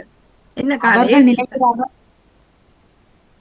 பெற்றோர்கள் நினைக்கிறார்கள் தங்களுடைய அந்த வறுமை பிள்ளைகள் நாங்கள் அனுபவித்த கஷ்டத்தை பிள்ளைகள் அனுபவிக்க கூடாது என்கிற அந்த அந்த ஒரு எண்ணம், அல்லது தன்னுடைய பிள்ளை வறுமையே இல்லாமல் மற்றவர்கள் மத்தியில் வறுமை தெரியாத குழந்தையாக இருந்து விட, அது பெரிய பாரதூரமான ஒரு மனப்பிரச்சனையை கொண்டு வருகிறது. மாய உலகம் போலி வாழ்க்கையும் நாங்கள் காட்டி கொடுக்கிறோம். இதனால பிள்ளைன்ற எதிர்காலத்தை சூனியமாக்குறோம். அதனாலதான் பெற்றோர் இந்த அதீத எதிர்பார்ப்பால குழந்தை வாழ முடியாத சூழல் வருகிறது. அது உண்மையிலேயே தவறான, அது உண்மையா கேட்டுக்கொண்டிருக்கிற பெற்றோர்கள் நீங்கள் உணர வேணும். ஏன்னு கேட்டா உங்கள் கடினத்தை, உங்களுடைய வரவு செலவு சகலதையும் உங்களோட குழந்தைக்கு காட்டி கொடுங்கள். அந்த பிள்ளை அப்பதான் அப்பாவுக்கு 1500 ரூபாய் தான் பெறும், நான் அப்ப அதை விட கூட உழைக்க வேணும் என்ற ஒரு எண்ணப்பாட அந்த குழந்தை தன் மனதில் எடுத்துக்கொண்டு நல்ல ஒரு ஜொப்பை தேடிக்கொள்ளக்கூடியதோ நல்ல ஒரு தொழிலை தேடிக்கொள்ளக்கூடிய வாய்ப்புக்கு அந்த பிள்ளை உயரும். அதை விட்டுட்டோம். இந்த நேரத்துல நேயர்களும் இருக்கிறார்கள், அவர்களையும் எடுத்துக்கொண்டு செல்வம் கோவி. இதுல கேட்டுக்கொண்டிருக்கிற பத்மினி, நேவிசக்கா, நீங்கள் இருக்கிறீங்கள். யாராவது பேச போறீங்களா இவரோட என்றால் நீங்கள் பேசிக்கொள்ளுங்கள். ஏதாவது கேட்க வேண்டும் என்றால் கேட்டுக்கொள்ளுங்கள். நேயர்களே, உங்களுக்கும் ஒரு வாய்ப்பு தருகிறேன். கோபியை நீங்க வாழ்த்தலாம், இல்லது அவரிடம் ஏதாவது கேள்வி இருந்தால் கேட்கலாம். பாருங்கள் என்று அன்போடு அழைக்கிறேன். வணக்கம் நகுலா. வணக்கம் டீச்சர். உங்களை கோபிகை. வணக்கம் சகோதரி. உங்களுக்கும் சிறப்பான உரையாடல் ஒன்று நகுலா. உங்களுக்கு வாழ்த்துக்கள். சிறப்பாக ஒரு உரையாடல் ஒன்று நடந்து கொண்டிருந்தது. நானும் கேட்டுக்கொண்டிருந்தேன். இந்த வருங்கால தலைமுறைகளை எப்படி நாங்க பயிற்றுவிப்பது, எப்படி நாங்க மிகவும் கஷ்டமான ஒரு விஷயம் தானே. இந்த சூழ்நிலையில, இலங்கையில நடக்கிற இந்த சூழ்நிலைகளில ஒரு பிள்ளைகளை நீங்க கஷ்டப்பட்டு உருவாக்கி அதை கொண்டு வந்து ஒரு சமூகத்துக்கு ஒரு நல்ல ஒரு மாணவனை, ஒரு நல்ல ஒரு படைப்பாளியை கொண்டு வர்றது மிகவும் கஷ்டமான ஒரு விஷயம்.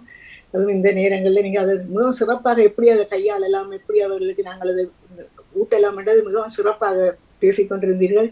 உண்மையிலேயே இந்த வருங்கால எங்களுடைய இளம் தாய்மார்களுக்கு இது கட்டாயம் கேட்க வேண்டும். அவர்கள் கேட்டாதான் அவர்கள் தன்னுடைய பிள்ளைகளை எப்படி நாங்க பாதுகாக்கலாம், இந்த தீமைகள்ல இருந்து நாங்க எப்படி பாதுகாக்கலாம், எப்படி இல்லாத ஒரு அமைச்சல் ஒன்று இருக்கணும். இப்ப நீங்க பாடசாலையிலிருந்து டீச்சர் கற்றுக் கொடுக்கும் போது உங்களுக்கு அவர்கள் அமைய வேண்டும். அந்த அமைப்பை அமைதலை அந்த பெற்றோர் தான் அவர்களுக்கு சொல்லிக் கொடுக்கணும். பெரியவர்களுக்கு எப்படி அமையணும்னு சொல்லி கொடுத்து அவர்களை வளர்க்கும் போதுதான் அவர்கள் உங்களுக்கும் கட்டுப்படுவார்கள். சில நேரத்துல இப்ப பார்க்கறோம் தானே, பல பிள்ளைகள் எல்லா கட்டையும் இருக்கின்ற வெளியில பாஞ்சு ஓடுற பிள்ளைகள் தான் நிறைய இருக்கிறாங்க. பூத பழக்கம் என்று சொல்லிக் கொண்டிருந்தீர்கள். அதுவும் ஒரு புல்லருவியாகத்தான் அது இருக்கிறது இந்த இலங்கையில. அது மாணவர்களுடைய படிப்புகள் அதுகளெல்லாம் கெடுத்துக் கொண்டு வருகிறது. ஆனா இந்த முறை அநேகமாக மாணவர்கள் நல்ல சித்தி அடைஞ்சிருக்கிறார்கள் என்று கேள்விப்பட்டோம். மிகவும் மகிழ்ச்சியாக இருந்தது. அது என்ன காரணம்? இந்த அரசாங்க மாற்றமா, இல்லாட்டி இந்த உண்மையிலேயே இந்த இவ்வளவு காலமும் விழிப்புணர்வு கிடைத்திருக்குது. இந்த மூலமாக இவர்கள் தாக்கப்பட்டார்களா, இல்லாட்டி இந்த அரசாங்கத்துக்கு பிறகு இவர்கள் எல்லா சமய உரிமை நினைச்சு இவர்கள் வந்திருக்காருன்னு செம்மையான மிகவும் திறமையான எங்களுடைய பிள்ளைகள் திறமையான பிள்ளைகள் தான். அவர்கள் நல்ல திறமையாக நல்ல படிக்கக்கூடிய பிள்ளைகள், நல்ல முன்னேற்றமாக வரக்கூடிய பிள்ளைகள். இந்த சமூக இந்த தீய ஊடுருவல்கள் வந்ததால்தான் இவ்வளவு பாதிக்கப்பட்டிருக்கிறார்கள். நீங்க பேசிக்கொண்டிருந்ததுல உண்மையிலேயே உங்களை போல பல ஆசிரியர்கள் மிகவும் சிறப்பாக அதை கையாண்டால் மிகவும் ஒரு சிறப்பான எதிர்காலத்தை எங்களை இலங்கையிலையும் எங்களை மாணவர்கள் மூலமா மிகவும் வாழ்த்துக்கள் உங்களுக்கு. மிகவும் நகுலா, இந்த மிகவும் சிறப்பான ஒரு பதிவாக இந்த பதிவு இருக்கும் என்று நினைக்கிறேன். நன்றி அக்கா, நன்றி நன்றி. சிறப்பாகவே நானும் கேட்டுக்கொண்டிருந்தேன். இளம் தாய்மார், நாங்க வயது கலந்தவர்கள், நாங்கள் பேர பிள்ளைகளை பேரப்பிள்ளைகளுக்கு சொல்லி தாய் தகப்பனை தாண்டித்தான் நாங்க பேரை பெற்றோர்கள் போக வேணும். தாய் தகப்பனை தாண்டித்தான் நாங்க அந்த குடும்பத்துக்குள்ள நாங்க போக வேணும்.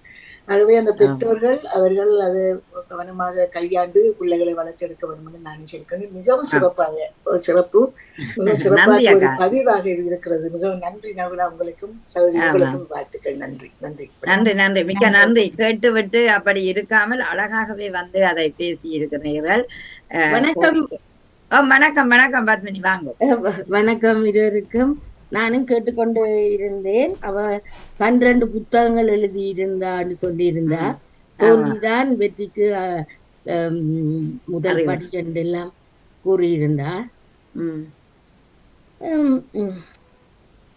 மற்றது நீங்க சொல்லியிருந்தீங்க, இப்ப இதுக்கு என்ன தோல்விக்கு இப்ப எப்படி பிள்ளைகளை இதண்ட வேணும், என்ன சொல்லி இதண்டணும் என்று சொல்லி கேட்டிருந்தீங்க. நான் அவசர பதில மறந்து போனேன். சரி, அப்ப நீங்க என்ன செய்யலாம் நினைக்கிறீங்க? தோல்வி வந்துட்டு தண்டோன்னு. தோல்வி எனக்கு 2 வேலும் தோல்வியான ஆகாசுல. அப்ப எல்லாம் எடுத்து ஆகாசுல தோல்விதான். நெடுவேலும் வருவன் கூட. அது என்ன காரணம்ன்றே தெரியவில்லை. இல்ல, அத உணராத தன்மை இருக்கலாம். ஒரு முயற்சி. ஆமாம், சரியா கவலைப்படுவேன். சில வேளையில யோசிப்பேன், நான் இதுக்கு வராம விட்டாயின்னா இன்னொரு ஆள் எந்த இடத்தை பிடிக்கும் தானே. எங்க ரேடியோ அப்படி நினைக்க கூடாது. இப்ப தோல்வி வரும், வராமையும் விடும், வெற்றி வரும்.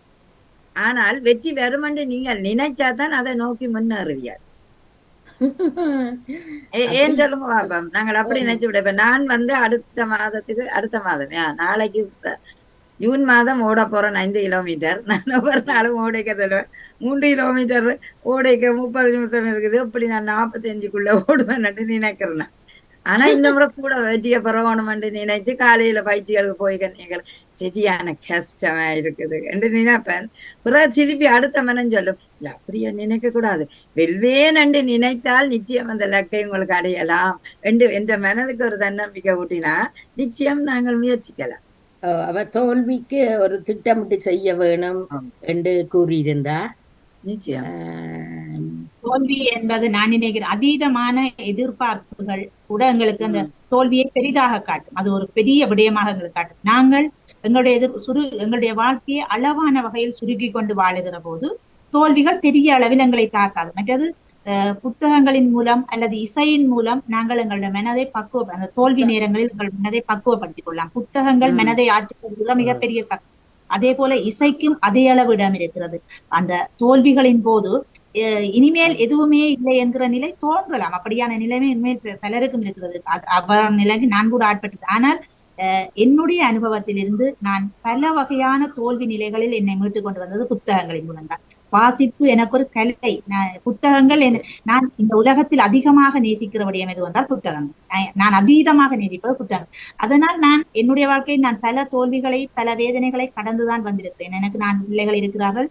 அந்த வேதனைகளை எல்லாம் நான் கடப்பதற்கு எனக்கு புத்தகங்கள் தான் துணியாக இருந்தது. நான் என்னுடைய மனம் ஏதோ ஒரு கட்டத்தில் வலிக்கிறது என்று சொன்னால் நான் ஒன்று புத்தகம் வாசிப்பேன் அல்லது எழுதுவேன். எழுத்தும் வாசிப்பும் என்னுடைய 2 பக்கம் இருக்கிற 2 கைகளிலும் நான் கட்டி பிடித்துக் கொண்டு செல்லுகிற ஒரு விடயம் எழுத்தும் வாசிப்பும். மூலம் அன்பை அல்லது அந்த ஆதரவை அல்லது அந்த ஆறுதலை மற்றவர்களிடம் தேடுகிற போதோ அல்லது யாராவது எங்களை ஆற்றுப்படுத்துவார்கள் என்று நாங்கள் எதிர்பார்க்கிற போதோ அது பெரிய ஒரு விடயமாக தெரியும். எங்களை நாங்கள் தான் ஆற்றுப்படுத்த வேண்டும். எங்களுக்கு முதலாவது ஆற்றுப்படுத்துகிற பெரிய பலம் நாங்கள் தான் என்று உணர்ந்து நாங்கள் வாழ்க்கையில் பயணப்பட்டால் நிச்சயமாக இந்த தோல்விகள் எங்களை அந்த அளவுக்கு பாதிக்காது என்று நான் நினைக்கிறேன். பெரிய பாதிப்பை தரா. சரி, வந்து விட்டது, நான் கடந்து விடுவேன் என்கிற அந்த பக்குவம் வந்தது. என்னென்றால் இந்த இருந்து நானும் மன தைரியத்தை வளர்த்துக் கொள்கிறேன். கேட்டிக்காரு வாழ்த்துக்கள். அதாவது எங்கட குடும்ப கோரியம் பலருக்கு பயன்படுகிறது. ஒரு விழிப்புணர்வை ஏற்படுத்துகிறது. ஆனால் இன்றைக்கு பத்மினி உடனடியாக சொல்லிக்க எனக்கு மகிழ்ச்சியாக இருக்கிறது. அது உண்மை. அது அந்த தோல்வியை ஏன் கொண்டு வாரம் என்றால் எங்களுக்கு பல இடங்களிலேயே சறுக்கல்கள் வருகுது. அந்த நேற்று நான் ஓடி போய் ஒரு பஸ்ஸை பிடிக்க போய்க்க உண்மையா 5 மணிக்கு அந்த பஸ் இனி அடுத்தது 1 மணித்தியாலும் தான் வரும். ஓடி பிடிச்சு அதுல ஏறுறதுக்கு இடையில பஸ் எடுத்துட்டேன். அப்ப நான் ப்ளீஸ் இப்படி கையாட்ட இல்ல, நோ ஸ்டாப், அவர் ஒன்றுமே கொண்டு போட்டார். அப்ப எனக்கு ஐயோ நான் இவ்வளவு கஷ்டப்பட்டு ஓடி வந்தனே தோல்விய. அப்புறம் என்ன செய்யறது, காலம் கடந்து விட்டது. போன பஸ்ஸுக்கு கையாட்டி பிரயோசனம் இல்லை. மீண்டும் அடுத்த பஸ் வரும் வரை காத்திருந்து ஏற வேணும் என்ற மனநிலையே எனக்குள்ளதான வழக்கு வேணும், ஒன்றும் செய்ய இயலாது. அப்படித்தான் சட்டம். அது என்ன, அது சரி, அது அவங்களோட சட்டமோ. ஆனால் சரி சொல்லுங்க. நான் ஒரு நாள் பஸ் ஸ்டாப்ல நிக்க கொஞ்ச நேரம் காத்து கொண்டிருந்தேன். அப்ப கொஞ்ச நேரத்தால பஸ் வந்துட்டுது. அப்பதான் நான் பர்சுக்களால காசை எடுக்க அது சொல்றேன், இவ்வளவு நேரம் அங்க நின்ற நீங்கள் எடுத்து வச்சிருந்திருக்கலாமே. அது சரிதானே, நீங்களே முன்னுக்கு பாக்கெட்டுக்குள்ள வச்சிருக்கீங்க. அது சரியோமா. அப்படி நான் அது இப்ப எல்லாத்தையும் மாத்தி மாத்தி கொள்றது, அவை சொல்றதுகளை திருத்தி கொள்றது.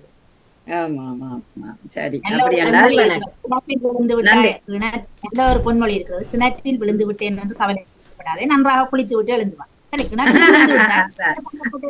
நன்றாக குளித்து விட்டு எழுந்துவான். கைகால் முறிஞ்சிட்டா என்ன செய்யறது, அதுக்குள்ள விழுந்த அது நீங்க சரியாக கிணத்துக்கு நடுவில் விழுந்தீங்கன்னா கையாளுடைய. நான் எங்கட வீட்டு கிணத்துக்குள்ள விழுந்தேன். நான் சின்ன கிணறு போல இல்ல, 33 அடி 33 அடி. ஆனா அந்த நடு தண்ணிக்குள்ள விழுந்தா கொஞ்சம் காப்பாற்றுவோம். ஆனா ஆழம் பிடிச்சுதண்டா கஷ்டம். நீங்கள் இறைச்சி போட்டு விழுந்தாலும் ஆபத்து, கல்லுகள் ஊத்தி போடும். ஆமா, அப்படி இருக்குது. சின்ன கிணறுண்டா ஓகே, தப்பக்கூடிய வாய்ப்பு இருக்கிறது. மிக சிறப்பு, நன்றி. நன்றி. நான் பஸ்ஸுக்கு நேரமாச்சு போவோம். போயிட்டு வாங்க, போயிட்டு வாங்க. நன்றி நன்றி நன்றி நன்றி நன்றி. நேரடியாக உங்க பேர் வந்து கோபிகை. கோபிகை.